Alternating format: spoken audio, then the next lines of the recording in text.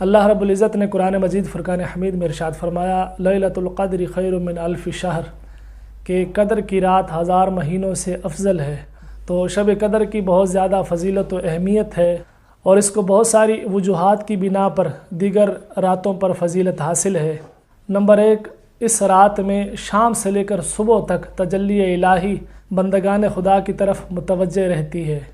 اس رات میں ملائکہ اور ارواح آسمان سے عبادت کرنے والوں کی ملاقات کے لیے زمین پر اترتے ہیں۔ ان کے آنے اور حاضر ہونے کی وجہ سے عبادت میں ایک کیفیت اور لذت پیدا ہوتی ہے جو دوسری راتوں کی عبادت میں پیدا نہیں ہوتی۔ قرآن مجید فرقان حمید اسی رات نازل ہوا، اور یہ ایک ایسی فضیلت ہے جس کی کوئی انتہا نہیں ہے۔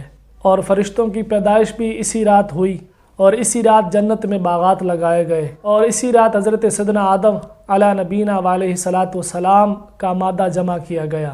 تو یہ وہ وجوہات ہیں جن کی بنا پر اس رات کو دیگر راتوں پر فضیلت حاصل ہے۔